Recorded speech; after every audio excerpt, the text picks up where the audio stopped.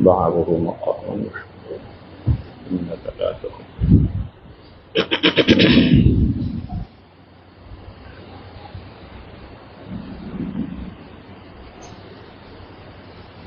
الحمد لله رب العالمين،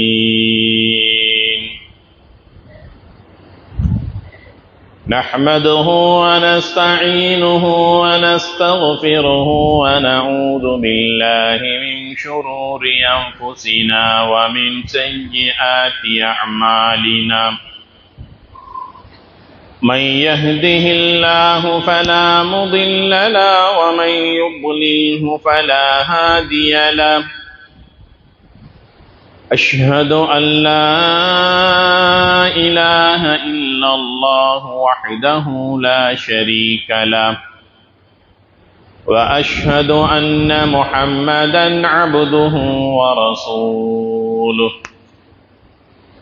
اللهم صل على محمد وعلى آل محمد وبارك وسلم عليه.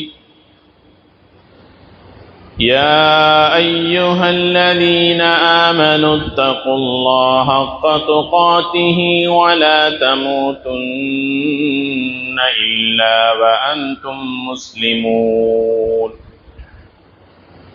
أما بعد، فقد قال الله تعالى في كلامه الكريم: أعوذ بالله من الشيطان الرجيم، بسم الله الرحمن الرحيم. لله ملك السماوات والأرض، يخلق ما يشاء، يهب لمن يشاء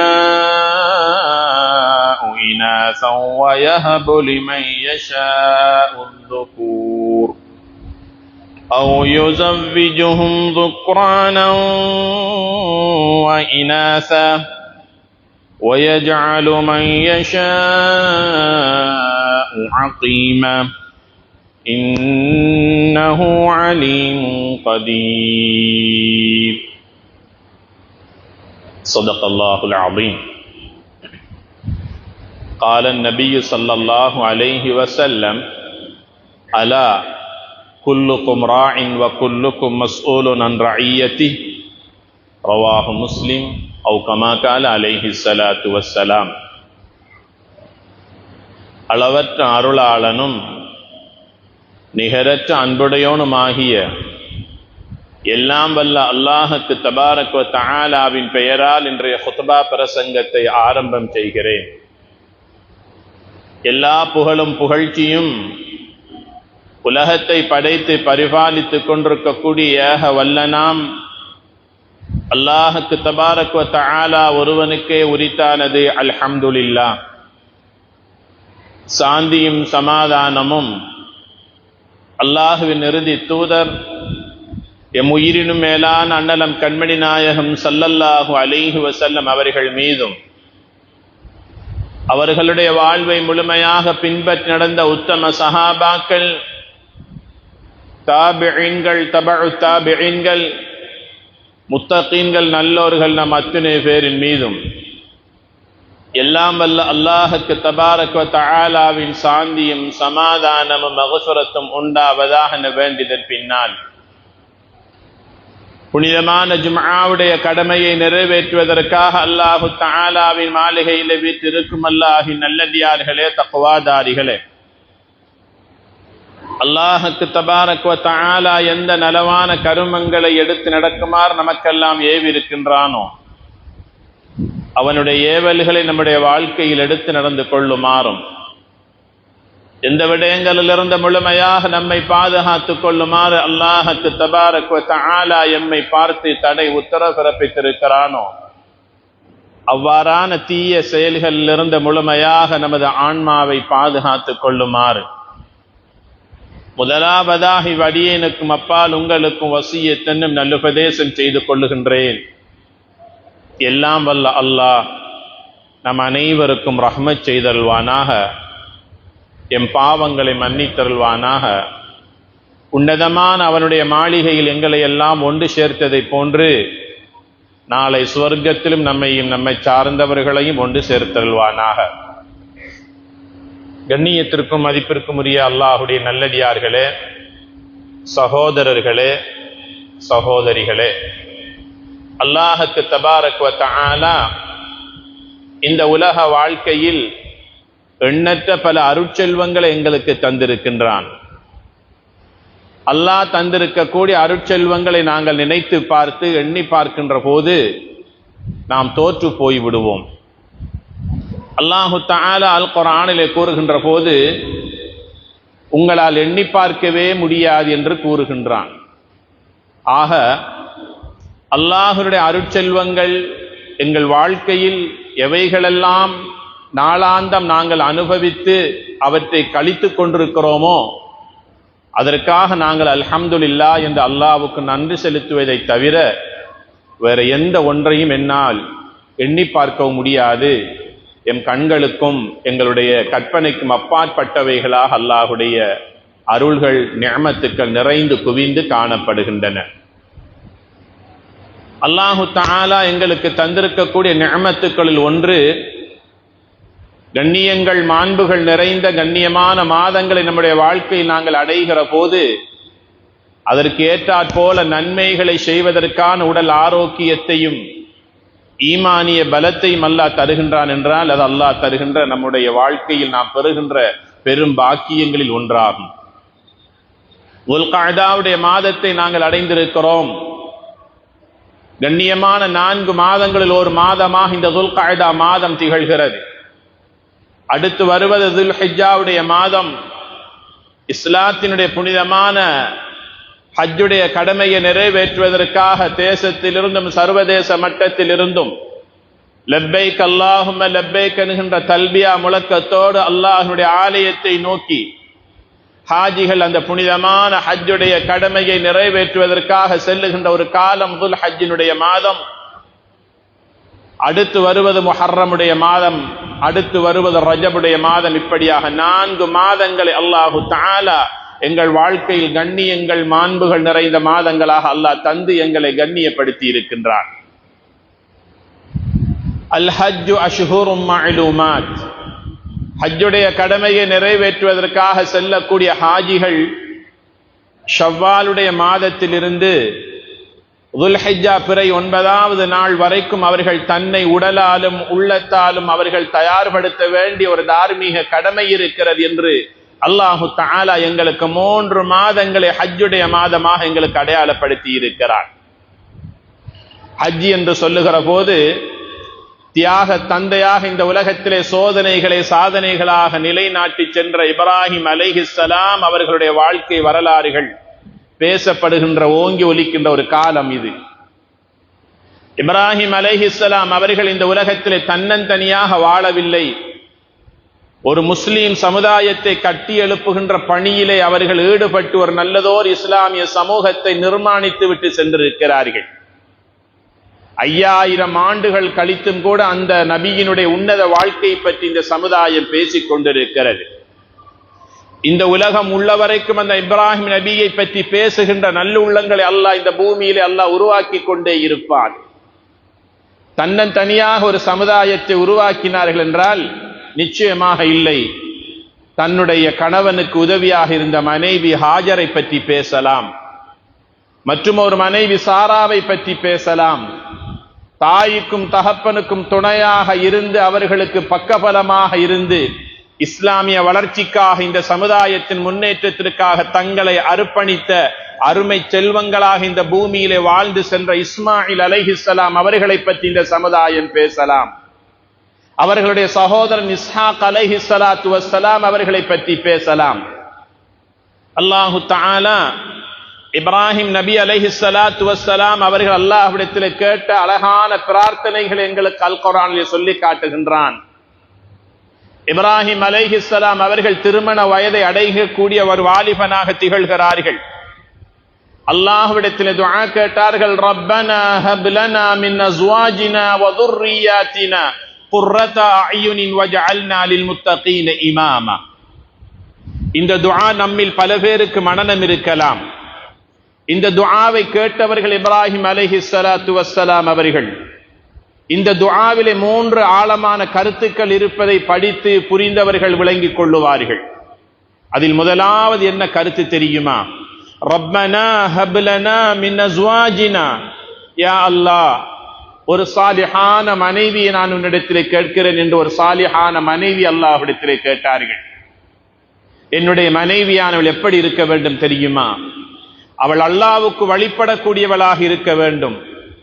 அல்லாஹ்வுடைய ரசூலுக்கு முழுமையாக வழிபடக்கூடியவளாக என்னுடைய மனைவி இருக்க வேண்டும். அவளுடைய கணவனுக்கு முழுமையாக கட்டுப்பட்டு வாழக்கூடிய ஒரு சாலிஹான மனைவியாக என்னுடைய மனைவி திகழ வேண்டும். பெற்றெடுக்கின்ற குழந்தை செல்வங்களுக்கு நல்லதொரு வழிகாட்டியாக, தாயாக, அந்த மனைவி திகழ வேண்டும். அப்படியான ஒரு கண் குளிர்ச்சியான ஒரு சாலிஹான மனைவியாக என்னுடைய மனைவி நான் உன்னிடத்திலே கேட்கிறேன் என்று மனைவியை கேட்டார்கள் இப்ராஹிம் அலைஹிஸ்ஸலாத்து வஸ்ஸலாம் அவர்கள். இரண்டாவதாக கேட்டார்கள், வதுர்ரியாத்தினா குர்ரத அயுனின், யா அல்லாஹ், கணவன் மனைவி இருவரும் சேர்ந்து வாழுகின்ற வாழ்க்கையின் பேராக அல்லாஹ் கொடுப்பது குழந்தை பாக்கியம்.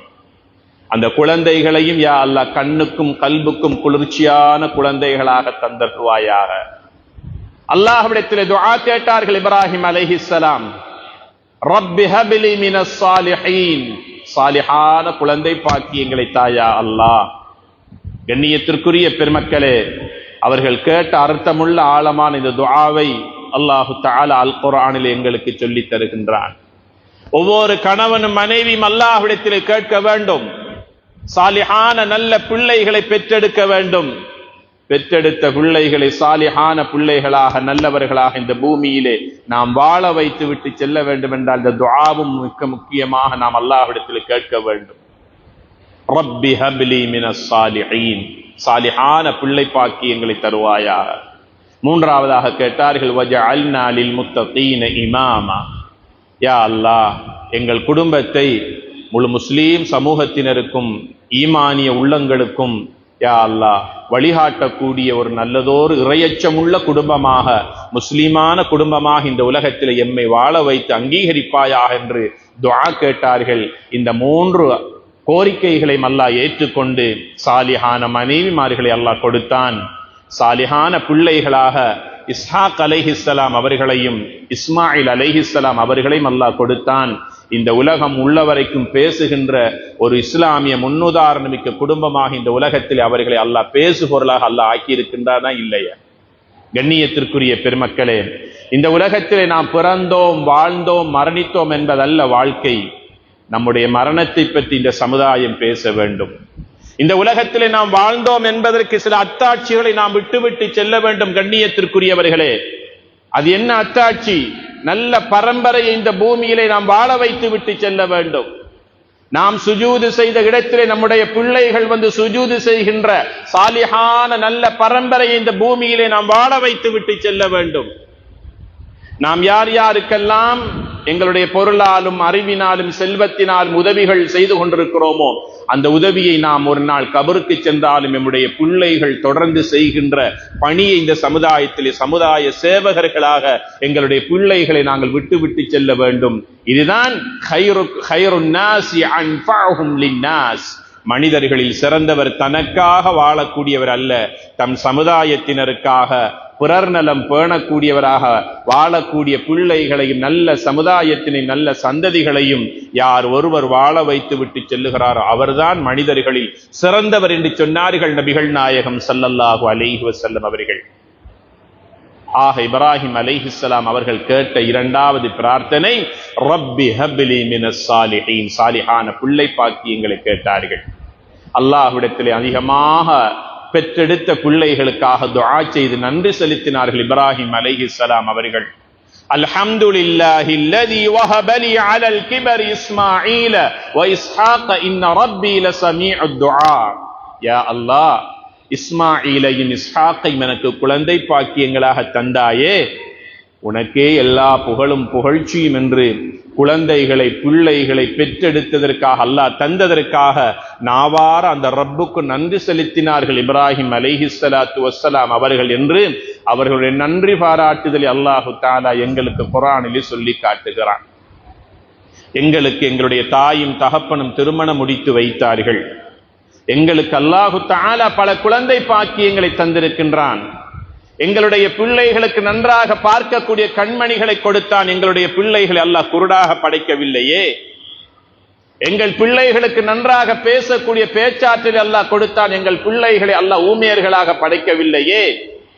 எங்கள் பிள்ளைகளுக்கு நன்றாக கேட்கக்கூடிய 2 செவிப்புலன்களை அல்லாஹ் கொடுத்திருக்கிறான். எங்கள் பிள்ளைகளை அல்லாஹ் செவிடனாக படைக்கவில்லையே. எழுதக்கூடிய சாப்பிடக்கூடிய 2 கைகளையும் நடக்கக்கூடிய நல்ல கால்களையும் அல்லாஹ் கொடுத்தான். எங்கள் பிள்ளை செல்வங்களை அல்லாஹ் ஊனமாக அல்லாஹ் படைக்கவில்லையே. எத்தனை தடவைகள் அந்த ரப்புக்கு அல்ஹம்துலில்லாஹ் என்று நாங்கள் ஷுக்கூர் நன்றி செலுத்தி இருப்போம் எங்கள் பிள்ளைகளுடைய நடவடிக்கைகளை பார்க்கிற நேரத்தில் என்பதை சிந்தித்து பார்க்க வேண்டும். கலீலும் மின் இபாதிய ஷுக்கூர், கலீலும் மின் இபாதிய ஷுக்கூர்.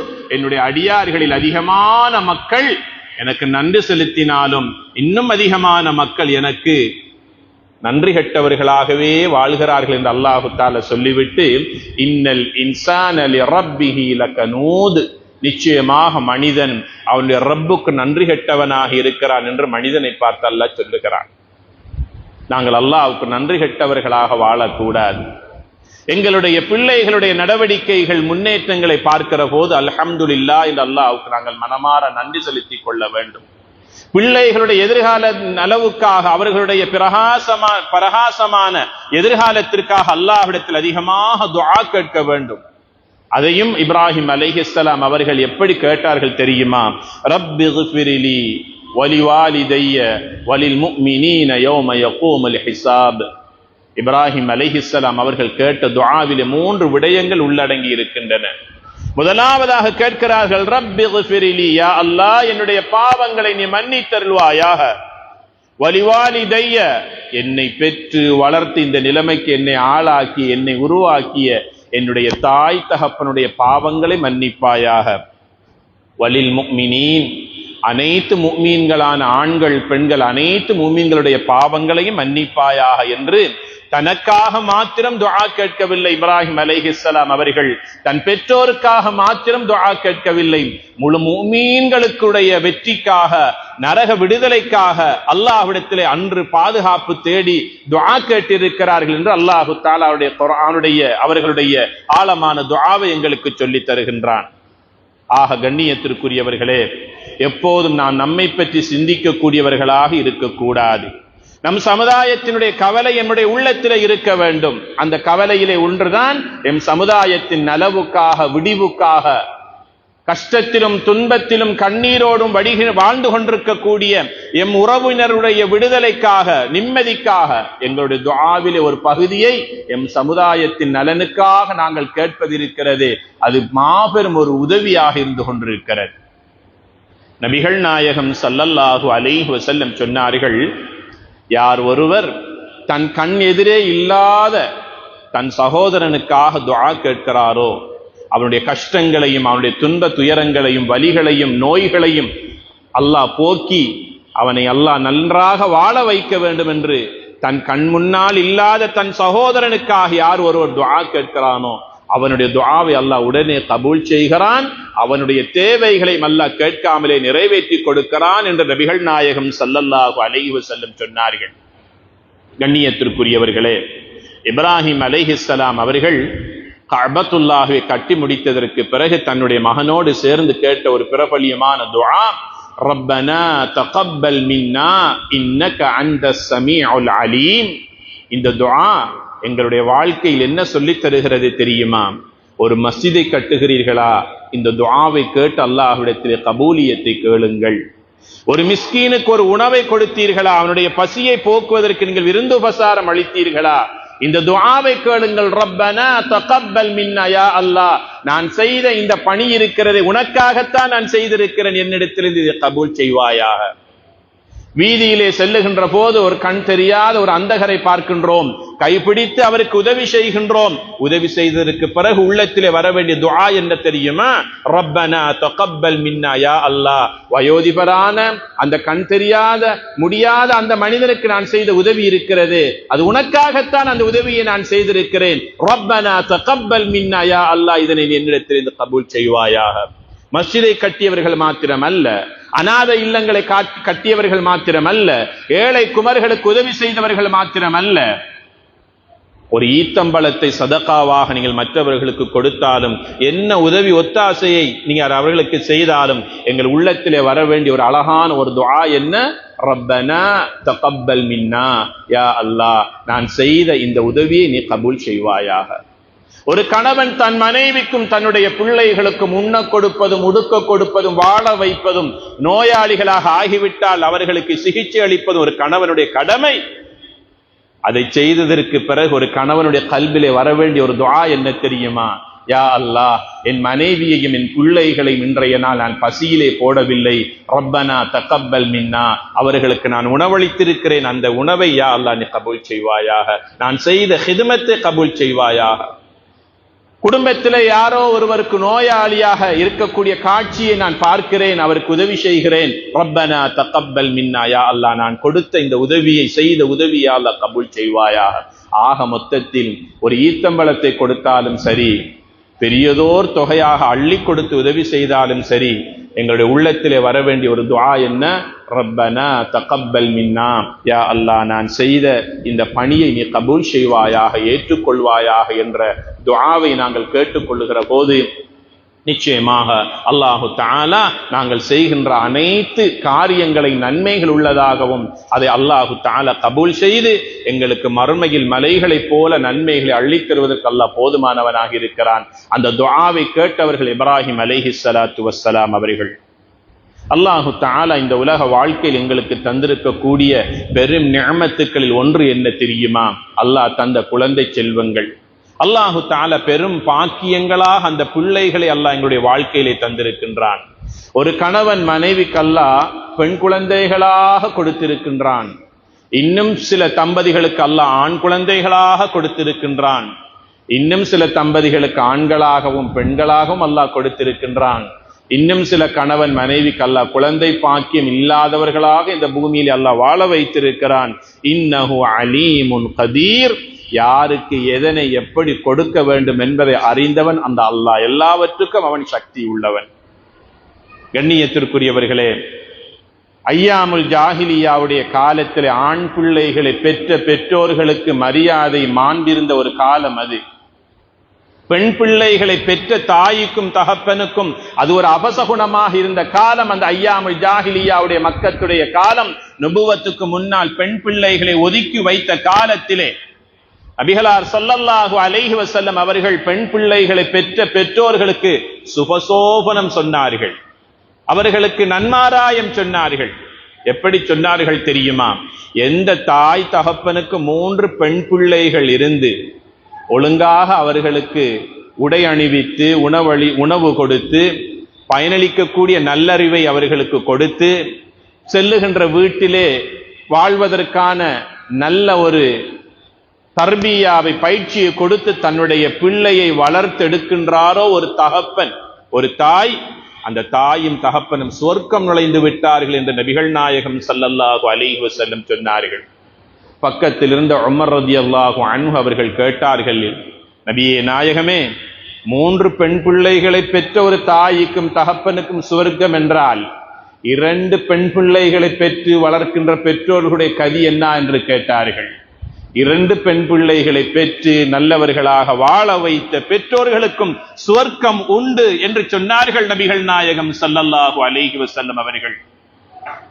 அதே உமர் ரலியல்லாஹு அன்ஹு அவர்கள் 3வது கேள்வியை கேட்பதற்கு விரும்பினார்கள், ஆனால் கேட்கவில்லை.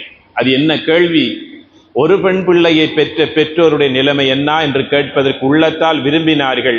ஆனால் நபிகள் நாயகம் ஸல்லல்லாஹு அலைஹி வஸல்லம் அவர்களிடத்தில் இந்த கேள்வியை கேட்பதற்கு நான் விரும்பவில்லை என்று சொன்னார்கள் உமர் ரலியல்லாஹு தஆலா அன்ஹு அவர்கள்.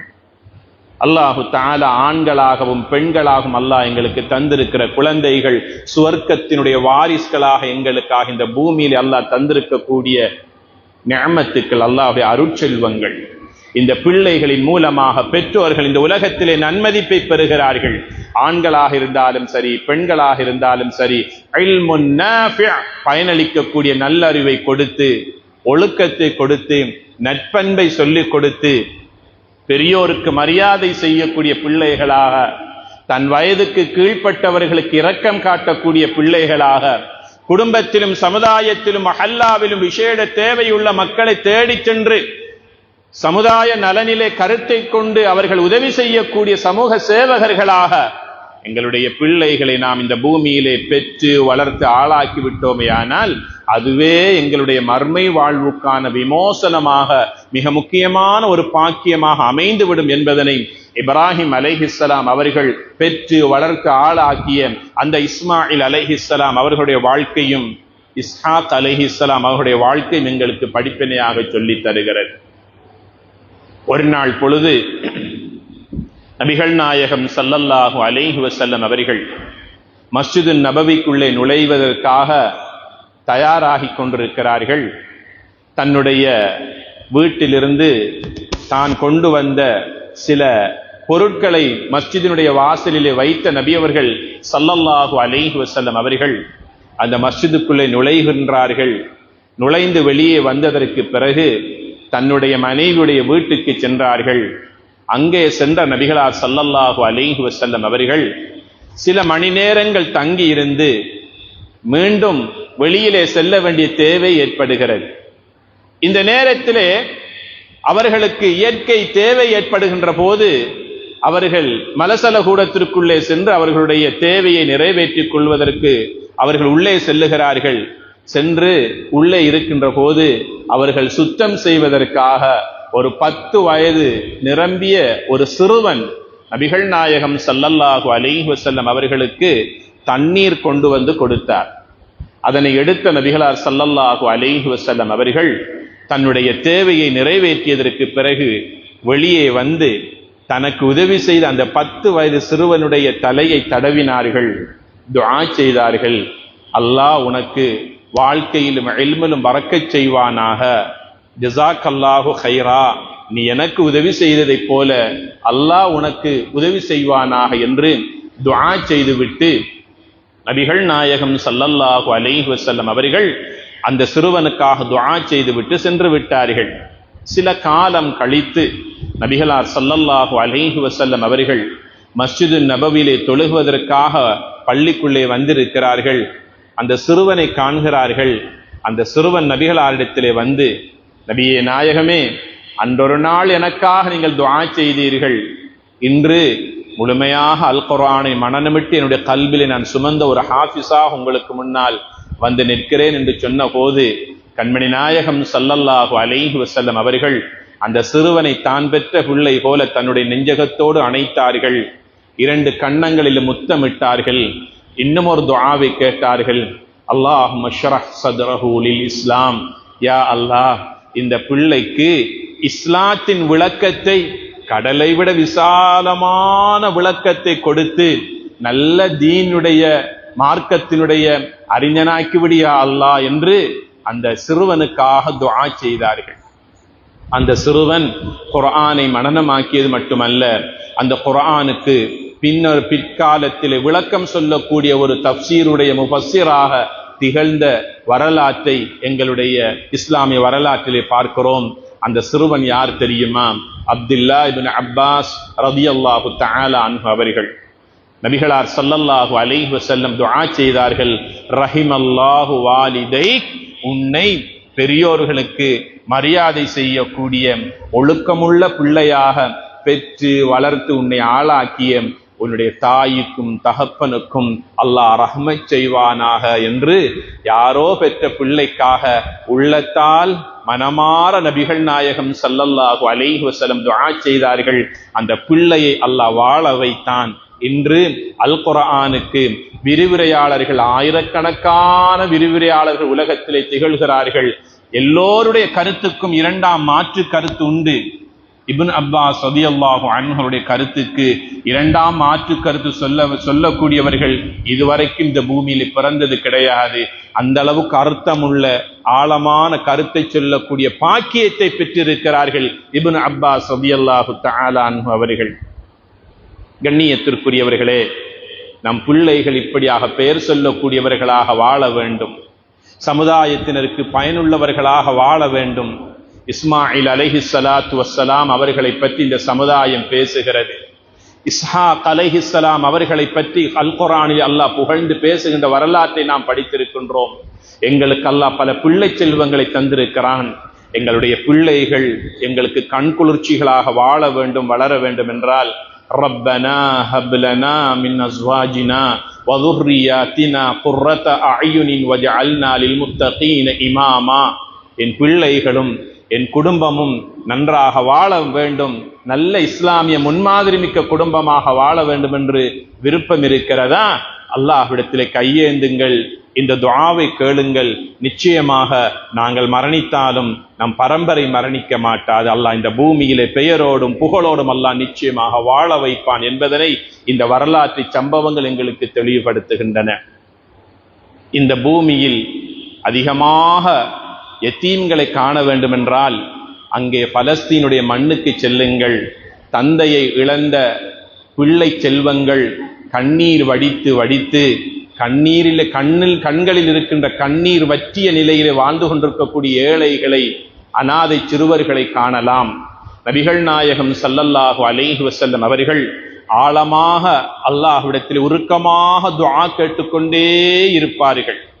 இதை கண்ட ஒரு சஹாபி நபிகளாரிடத்தில் வந்து கேட்டார், நபியே நாயகமே, உங்களுடைய துஆ எவ்வளவு ஒரு நீளமானது, எவ்வளவு ஒரு அர்த்தமுள்ளதாக இருக்கும்.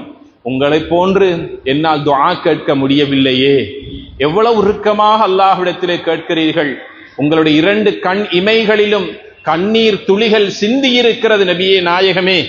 அந்த அளவுக்கு ஸல்லல்லாஹு அலைஹி வஸல்லம் அவர்கள் உள்ளத்தால் கல்பு நடுங்கியவர்களாக யா அல்லாஹ், யா ரப்பி, யா ரஹ்மான், யா ஹய்யு யா கய்யூம் என்று அல்லாஹ்விடத்தில் ரஹ்மத்துடைய நபி அவர்கள் 2 கைகளை உயர்த்தி துஆ கேட்டுக் கொண்டிருப்பார்கள். இந்த காட்சியை பார்த்த சஹாபி தான் கேட்கிறார்கள், யா ரசூலல்லாஹ், நானும் துஆ கேட்கிறேன், கண்கள் கலங்கவில்லை, கல்பு கலங்கவில்லை, ஒரு துளி கண்ணால கண்ணீர் வருதில்லை என்று சொன்ன நேரத்தில் நபிகள் நாயகம் ஸல்லல்லாஹு அலைஹி வஸல்லம் சொன்னார்கள், ஒரு மனிதனுடைய உடம்பில் இருந்து 2 துளிகள் வடிந்து விட்டால் நரகம் அவனுக்கு ஹராமாக்கப்படும் என்று சொன்னார்கள். ஒரு மனிதனுடைய உடம்பில் 2 துளிகள், ஒன்று அல்லாஹ்வுடைய அச்சத்தினால் அழுகின்ற போது, அல்லாஹ்விடத்தில் துஆ கேட்கிற போது, யா அல்லாஹ், யா ரஹ்மான், அந்த ரப்பை நினைக்கிற போது எவ்வளவு அசிங்கங்களை, எவ்வளவு தவறுகளை, எவ்வளவு பாவங்களை, எவ்வளவு அநியாயங்களை நான் செய்து விட்டேன். உன்னை தவிர என் பாவங்களை மன்னிக்க கூடிய ரப் யாரும் இல்லை என்று ஒரு அடியான் அல்லாஹ்விடத்திலே மனமுருகி உள்ளத்தால் அல்லாஹ்விடத்திலே கையேந்தி, யா அல்லாஹ், மௌத்துக்கு பின்னால் இருக்கின்ற வாழ்க்கை என்னை நீ சுவன வாழ்க்கையாக்கி விடு, என் பாவங்களை மன்னித்து விடு, நரகத்திற்கு என்னை என்னை இரையாக ஆக்கிவிடாது என்று யார் ஒருவர் அல்லாஹ்விடத்திலே துஆ கேட்கிற போது கண்களிலிருந்து ஒரு துளி வடிந்து விடுகிறதோ, அல்லாஹின் அச்சத்தினால் அழுத கண்ணை அல்லாஹ் நரகத்திற்கு ஹராமாக்கி விடுவான். இரண்டாவது துளி அல்லாஹுடைய பாதையிலே சிந்தப்படுகின்ற இரத்த துளி என்று நபிகள் நாயகம் ஸல்லல்லாஹு அலைஹி வஸல்லம் சொன்ன போதுதான் இந்த சஹாபி சொன்னாங்க, யா ரசூலல்லாஹ், உங்களோட துஆ எவ்வளவு அர்த்தம் உள்ளதாக இருக்கிறது. உங்களைப் போல என்னால் உருக்கமாக துஆ கேட்க முடியவில்லை, எவ்வளவு கேட்டாலும் என்னுடைய கண்களிலிருந்து கண்ணீர் வடியதில்லை என்று சொன்ன நேரத்துல நபிகள் நாயகம் ஸல்லல்லாஹு அலைஹி வஸல்லம் சொன்னாங்க, உங்களோட கல்புல இரக்கம் சுரக்க வேண்டுமா, உங்களோட கண்களிலிருந்து கண்ணீர் சொட்ட வேண்டுமா, இரண்டு விடயங்களை செய்யுங்கள், உங்கள் கல்பு கரையும், கண்கள் கண்ணீரை கொட்டும் என்று சொன்னார்கள். முதலாவதாக சொன்னாங்க, தந்தையை தாயை இழந்த யத்தீமான பிள்ளைகளை காணுகிற போது அந்த பிள்ளைகளுடைய தலையிலே கையை வைத்துக் கொள்ளுங்கள், உங்கள் கல்பு கலங்கும் என்று சொன்னாங்க ஸல்லல்லாஹு அலைஹி வஸல்லம் அவர்கள். ஒரு காலத்தில் பிறந்து மக்காவில் வாழ்ந்த போது 6 வயது 5 வயது சிறுவனாக மக்கத்துடைய மண்ணுடைய வீதியிலே நான் சுற்றி கொண்டிருப்பேன். எல்லா பிள்ளைகளும் தந்தையின் கையை பிடித்துக் கொண்டு சுற்றி கொண்டிருப்பார்கள். என் கையை பிடித்து என்னை அழைத்து கொண்டு செல்வதற்கு எனக்கு தந்தை இல்லை. நான் பிறக்கின்ற போதே ஒரு யத்தீமாக பிறந்தேன். ஒரு தந்தை இல்லாத அந்த ஏக்கத்தை என்னால் மாத்திரமே அறிய முடியும். தந்தையை இழந்த தாயை இழந்த அந்த பிள்ளைகளோடு இரக்கமாக நடந்து கொள்ளுங்கள். எந்த இடத்தில் ஒரு யத்தீமை காண்கிறீர்களோ கொஞ்சம் அந்த பிள்ளையை பார்த்து புன்முறுவலோடு அந்த பிள்ளையை பார்த்து சிரித்துக் கொள்ளுங்கள்.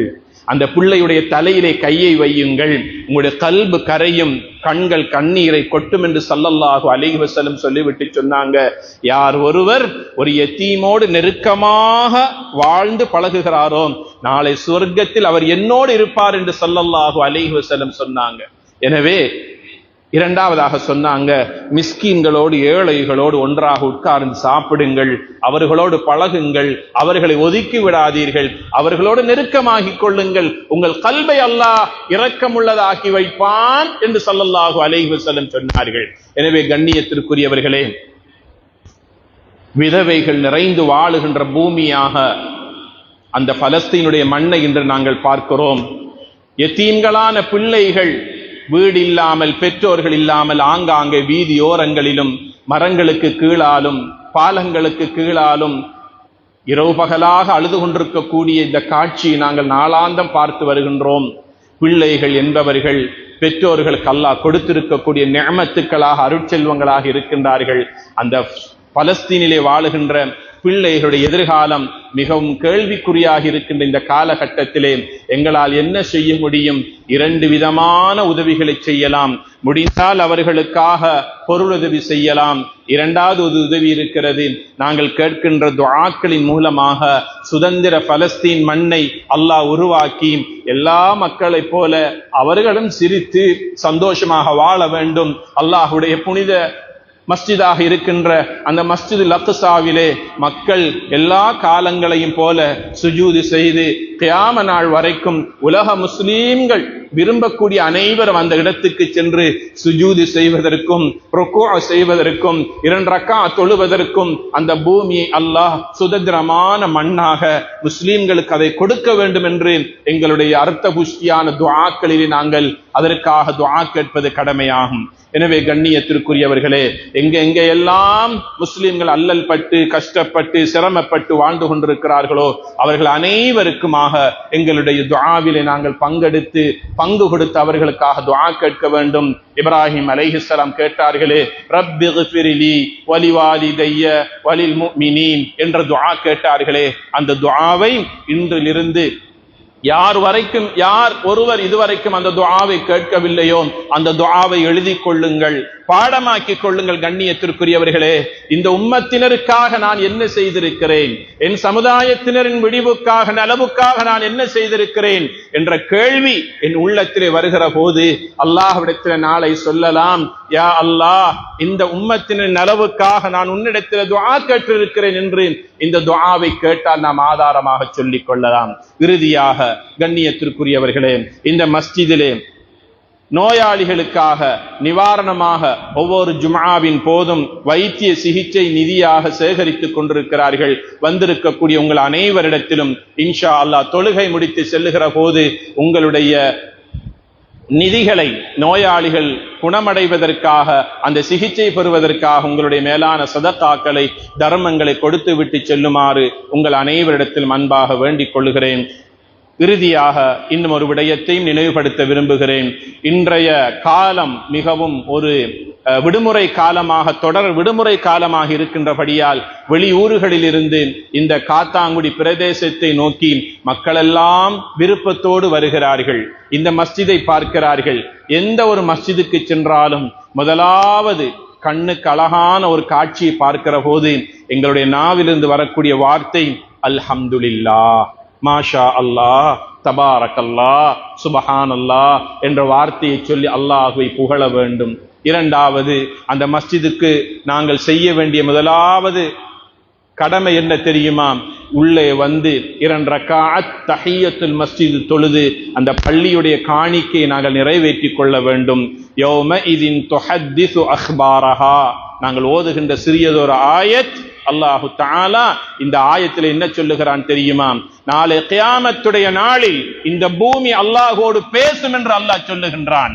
நபிகள் நாயகம் ஸல்லல்லாஹு அலைஹி வஸல்லம் அவர்கள் சஹாபாக்களிடத்திலே கேட்டார்கள், என் அருமை தோழர்களே, இந்த பூமி அல்லாஹ்விடத்தில் அப்படி என்ன பேச போகிறது என்பது உங்களுக்கு தெரியுமா? மல் அக்பாரஹா, இந்த பூமி அல்லாஹ்விடத்தில் என்ன பேச போகிறது? சஹாபாக்கள் சொன்னார்கள், நபியே நாயகமே, அல்லாஹ்வுக்கு மாத்திரமே தெரியும், உங்களுக்கும் தெரியும், எங்களுக்கு சொல்லித்தாருங்கள் என்று சொன்ன போது நபிகள் நாயகம் ஸல்லல்லாஹு அலைஹி வஸல்லம் சொன்னார்கள், யார் ஒருவர் எந்த இடத்தில் ஒரு சுஜூது செய்கிறானோ அந்த நிலம், அந்த இடம் நாளை கியாமத்தில் அல்லாஹ்விடத்திலே பேசி சாட்சி சொல்லும் என்று ஸல்லல்லாஹு அலைஹி வஸல்லம் விளக்கம் சொன்னார்கள். ஆக தூர பிரதேசங்களில் வந்திருக்கக்கூடியவர்கள் வெறுமனே காட்சி பொருளாக மாத்திரம் இதை பார்த்துவிட்டு செல்லாமல் 2 ரக்காத்தேனும் தஹிய்யத்துல் மஸ்ஜித் உடைய அந்த தொழுகையை தொழுது அல்லாஹ்வுக்கு நாங்கள் காணிக்கையாக சமர்ப்பித்து விடுவோம். மூன்றாவது விடயம்தான், தூர பிரயாணத்தின் மூலமாக வந்திருக்கின்ற நாங்கள் நாட்டினுடைய சட்டத்தையும் ஊரினுடைய சட்டத்தையும் போக்குவரத்தின் சட்டதிட்டங்களையும் மீறாமல் எங்களுடைய சமுதாயத்தின் நலனை கருத்தில் கொண்டு எங்களுடைய சுய ஒழுக்கத்தை கடைபிடித்துக் கொள்வதோடு தொழுகையினுடைய விடயத்தில் அதிக கவனம் செலுத்திக் கொள்வோம். தூர பிரதேசத்திலிருந்து வந்திருக்கக்கூடிய நம் அனைவருக்கும் ஜம்மு கஸ்ர் ஒரு தொழுகையை சேர்த்தும் சுருக்கியும் தொழுவதற்கு இஸ்லாம் எங்களுக்கு அனுமதி அளித்திருக்கிறது. எனவே அந்த தொழுகைகளை நேரம் தவறாமல் சேர்த்தும் சுருக்கியும் தொழுது கொள்ளுகின்ற விடயத்திலே அதிக கவனம் செலுத்திக் கொள்வோம். தொழுகை இல்லாமல் எங்களுடைய வாழ்க்கை மிகவும் படுமோசமான ஒரு நிலைமைக்கு சென்றுவிடும். அல்லாஹ் பாதுகாக்க வேண்டும். வந்த மாதிரி இன்ஷா அல்லாஹ் எங்களுடைய வீட்டுக்கும் குடும்பத்தோடும் நாங்கள் சென்றடைய வேண்டிய தேவை இருக்கிறது. எனவே இந்த விடயங்களை அதிக கவனம் செலுத்திக் கொள்ளுங்கள். எல்லாம் வல்ல ரஹ்மான் நம் அனைவர்களுடைய பாவங்களை மன்னித்து, எங்கள் அனைவருடைய குற்றங்குறைகளை மன்னித்து, எங்கள் அனைவருக்கும் யா அல்லாஹ் உன்னுடைய மேலான மன்னிப்பை தந்தல்வாயாக. எங்கள் அனைவருடைய குற்றங்குறைகளை மன்னித்தல்வாயாக. எங்கள் பெற்றோர்களுடைய பாவங்களை மன்னிப்பாயாக. எங்கள் மனைவி, பிள்ளைகள், குடும்பத்தார்கள், முஸ்லிம்களான ஆண்கள், பெண்கள் அனைவருடைய பாவங்களை மன்னித்தல்வாயாக. யா அல்லாஹ் புனிதமான ஹஜ்ஜுடைய கடமைக்காக நமது நாட்டிலிருந்தும் உலகளாவிய ரீதியிலிருந்தும் பல லட்சக்கணக்கான ஹாஜிகளை இந்த வருடம் நீ அழைத்திருக்கிறாய். யா அல்லாஹ் அவருடைய ஹஜ்ஜை கபூல் செய்து அவர்களுக்கு யா அல்லாஹ் ஹஜ்ஜை இலகுவான முறையில் நிறைவேற்றக்கூடிய அனைத்து வழிகளையும் நீ சுலபமாக்கி கொடுப்பாயாக. மௌத்துக்கு முன்னால் அந்த ஹஜ்ஜை நிறைவேற்றக்கூடிய பாக்கியத்தை நம் அனைவருக்கும் தந்தல்வாயாக. எங்கள் பிள்ளைகள் எங்களுக்காக துஆ செய்யக்கூடிய சாலிஹீன்களாக, முத்தகீன்களாக வாழ்வதற்கும் வளர்வதற்கும் நீ அருள் பாலிப்பாயாக. இந்த மஸ்ஜிதினுடைய இஸ்தாஃபர்களுக்கு யா அல்லாஹ் நீ ரஹ்மத் செய்வாயாக. எங்கள் அனைவர்களுக்கும் யா அல்லாஹ்வுடைய மேலான ரஹ்மத்தை தந்தல்வாயாக. ரஹ்மத்தான மழையை பொழிவிக்க செய்து இந்த பூமியை யா அல்லாஹ் குளிர்ச்சி அடைய செய்வாயாக. எங்கள் அனைவர்களுடைய பாவங்களை மன்னித்தல்வாயாக. யா அல்லாஹ் உலகளாவிய ரீதியிலே வாழுகின்ற இஸ்லாமிய சமூகத்தினருக்கு மேலான பாதுகாப்பையும் கண்ணியத்தையும் எதிர்காலத்தில் விமோசனமான நல்வாழ்வையும் அல்லாஹ் நீ கொடுத்தல்வாயாக. சிக்கலிலும் கஷ்டத்திலும் துன்பத்திலும் வாழுகின்ற அனைத்து மக்களுக்கும் யா அல்லாஹ் நீ அருள் பாலிப்பாயாக. வாஹிர் தஅவானா அல்ஹம்துலில்லாஹி ரப்பில் ஆலமீன். إن الحمد لله نحمده ونستعينه ونستغفره ونعوذ بالله من شرور أنفسنا ومن سيئات أعمالنا من يهده الله فلا مضل له ومن يضلله فلا هادي له. أشهد أن لا إله إلا الله وحده لا شريك له وأشهد أن محمدا عبده ورسوله. اللهم صل على محمد وعلى آل محمد كما صليت على إبراهيم وعلى آل إبراهيم وبارك على محمد وعلى آل محمد كما باركت على إبراهيم وعلى آل إبراهيم إنك حميد مجيد. فيا عباد الله اتقوا الله فإن التقوى تدخلكم في الجنة وتبعدكم عن النار. فإذا قرأت القرآن فاستعذ بالله من الشيطان الرجيم. أعوذ بالله من الشيطان الرجيم. يا أيها الذين آمنوا اتقوا الله حق تقاته ولا تموتن إلا وأنتم مسلمون. وقال الله تعالى إن الدين عند الله الإسلام. بارك الله لنا ولكم بالقرآن العظيم ونفعنا وإياكم بالآيات وذكر الحكيم واستغفروا إنه هو الغفور الرحيم ورب حليم.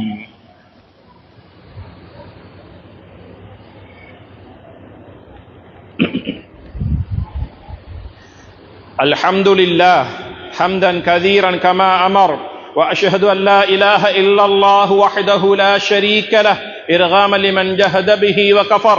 وأشهد أن سيدنا محمدا عبده ورسوله سيد البشر. صلى الله على سيدنا محمد وعلى آله وصحبه ما اتصلت به عين بنظر.